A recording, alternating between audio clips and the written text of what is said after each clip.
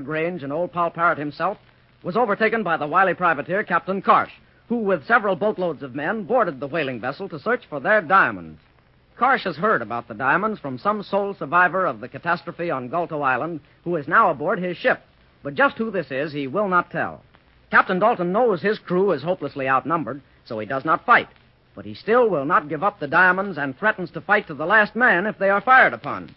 At this point of deadlock, a lovely young girl comes aboard the ship from Karsh's vessel to see what is going on. She is Karsh's fiancée, and she is very angry to find that her betrothed is really a privateer. Karsh forces Captain Dalton to send Hollings, the Paul Parrot's latest recruit, with 10 men back to his own ship, the Africana, as hostage. But just then a terrific storm sweeps down on them, and the two ships are swept apart. Then a great wave smashes the Paul Parrot's rudder, and she is left to the mercy of the gale. Our story picks up just where we left off last time, and Karsh and Captain Dalton are still arguing.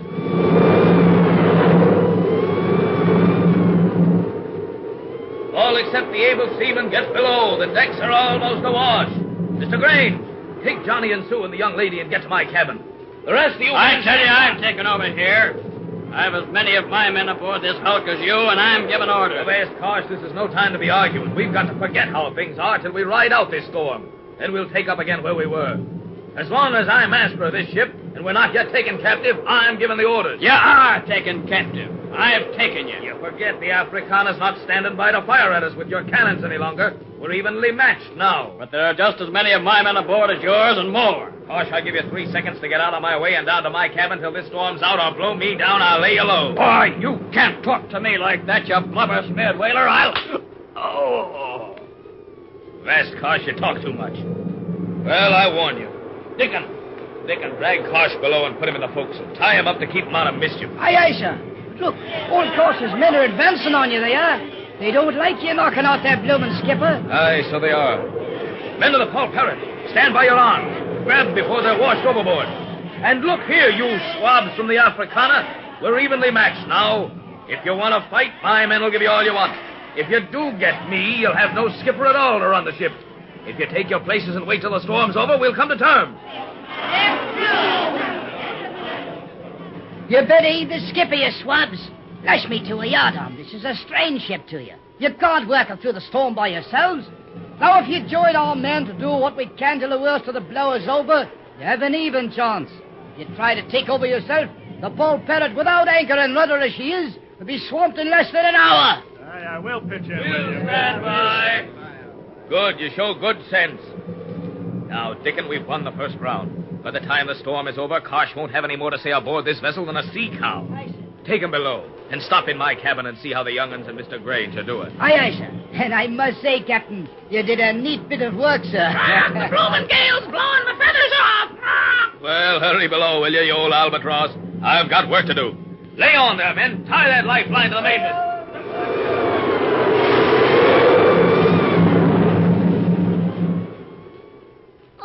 Johnny, I'm so frightened. Don't be scared, Sue. This is just an ordinary storm. Any ship can run into a gale like this. Can't they, Mr. Grange? Yes, Johnny. I don't believe it more serious than could be expected. Still, with our rudder gone, I fear... Oh, but Mr. Grange, with Captain Dalton up there, we can come to no harm. I'm about ready to agree with you, Johnny. That man can get out of any bad situation. And besides, this storm was almost a good thing. It blew us away from the Africana, and maybe we'll still get the upper hand over Captain Karsh. I wonder what the old pirate's doing up on deck now. Oh, Johnny, that pretty lady over there in the corner, she heard what you said. Did you call Bruno Karsh a pirate? Well, yes, ma'am, I did. Well, he is almost. He's a privateer, isn't he? Oh, dear. I was so afraid of this. Tell me, what was he trying to do when I came aboard? Why, he chased us for a day or more and finally caught up with us. Didn't you know he wanted our diamond? Johnny is trying to tell you that your Captain Karsh was intending to rob us of a very valuable cargo we're carrying. I didn't know. Oh, I'm so ashamed. And I believed him when he said he was a respectable merchantman. Oh. Oh, please don't cry, miss. If you didn't know about it, it's not your fault. Thank you, little girl, but you don't know what this means to me. What's your name? My name's Sue and this is my big brother Ezra, who owns the Paul Parrot. And this is Johnny Robbins, the bravest cabin boy who ever lived. Oh, gee, Sue. I'm happy to know you. Well, you might as well know about me. I'm Annabelle Wilson of New Orleans. Bruno Karsh has been a suitor of mine for years, and, well, he was always so gallant and so brave, I thought, and he just sort of swept me off my feet. I once heard he'd been a privateer, but he swore to me that was long ago, against his will, that he'd reformed and was now captain and owner of a fine merchantman. I finally promised to wed him, and this was to be our wedding voyage. We were going to be married by an uncle who's a minister in Cape Town, South Africa. And I believed in him. And now... Oh, it's just too horrible. But, gee, think how lucky you were to find out in time. Oh, be quiet, Johnny. That's not the right thing to say. Huh? But I just thought... Oh, that's all right, Miss Annabelle. I'm sure everything will turn out all right. It's Dickon. What's going on up on deck, Dickon? We can't tell a thing down here. The storm doesn't feel like it's getting any better. Oh, blow me down, it ain't, lad. I've been up and down the companionway a dozen times in the past few hours, and each time it seems worse. Oh, breakers ahead, breakers ahead. Stow that, you big-nosed bird. It's the last thing we need to look for, breakers. We're far from any land, by the by. Blow me down. Captain Dalton knocked out that belligerent Karsh, and I stowed him safe and sound on irons in the old. Avast, ain't you happy to hear that? Hold your tongue, Dickon. Don't you know this young woman was betrothed to Captain Karsh? Oh, so help me, I forgot I did. Oh, I'm bloomin' sorry, but I'm just a blinking rough old sea salt who ain't got no sense about things like that. Prompt, he's a blinking stupid old sea salt. Oh, that's all right, Dickon. You didn't know. Oh, boss, I got to be getting back on deck again. Captain Dalton ordered some canvas put on to hold us. Maybe on some kind of course with our rudder broke. Oh, but 'tain't no use, I'm thinking. You know, I'd better try to get out.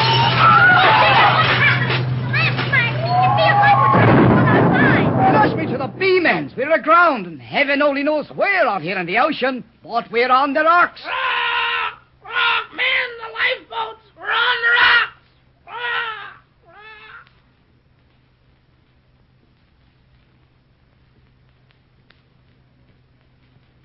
Oh, it's a miracle, that's all we can call it. The ship might have been stove in by those rocks and sunk with all hands and passengers lost. But the waves carried her clear over the rocks and left her on this rocky ledge at the back of the beach. She's almost on her sides, and the timbers have been strained. There ain't a vessel afloat what could have took a beating like the good old Paul Parrot did and come out of it like this, bless her. Paul Parrot's all right. Paul Parrot's all right. Rock! Rock! But, Captain Dalton, where are we? What is this island? Blow me down, Mr. Grange. I don't rightly know as yet. We can't take our bearings because all my instruments were smashed when we were thrown aground.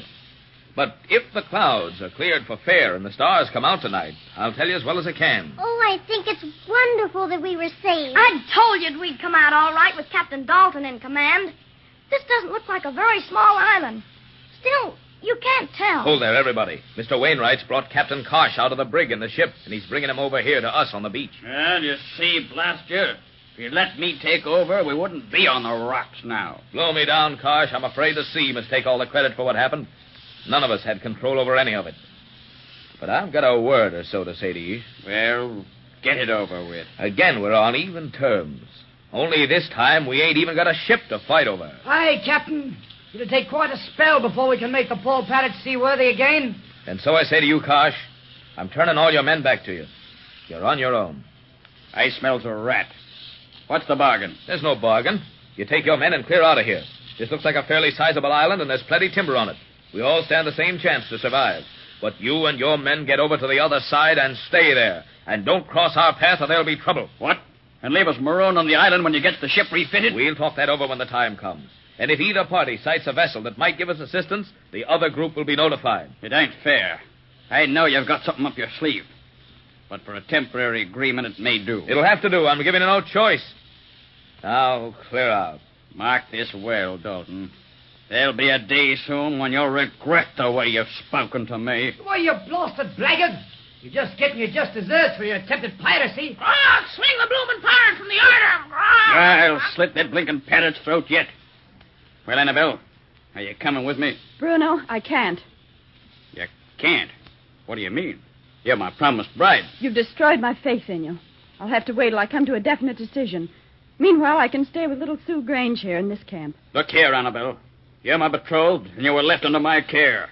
If I say you're coming with me, you are. If I have to drag you... Oh, Bruno, how dare you talk to me like that? One more word out of you to this young woman, and I'll fell you like a spar in a hurricane. Now, hoist anchor and clear. All right, Dalton. You have us. But you'll rue this day. Oh, Captain Dalton, look at this, right here at your foot. It looks like an arrowhead. Blow me down. Let me see that. An arrowhead it is, lad. Likely an Indian one. But what would it be doing on this island? This can't be any part of the South American mainland for certain. Man and boy, I've sailed 7 seas. I've never seen an arrowhead like that one, I ain't. Let me take a look. Blistering barnacles. I have. There's a tribe of Indians in the Brazilian jungle that chip their arrowheads in that same shape. If that's true, Captain Dalton, what would it be doing here? There's certainly been no sign of any inhabitants on this island so far. Captain Dalton! That arrow! It whizzed right by you and stuck in the tree just behind you. Well, blow me down. Ah! Injuns! Bloomin' red Injuns! Ah! Ah! What's this? How can there be Indians on this undetermined island? What's in store for our friends now? How long will they be forced to stay on this strange shore? And what of Annabelle Wilson's decision to stay with Dalton's crew? Will Karsh make trouble? Be sure to listen for the next transcribed adventure in the cruise of the Paul Parrot. Until then, this is your Paul Parrot announcer, Dave Ward, saying goodbye.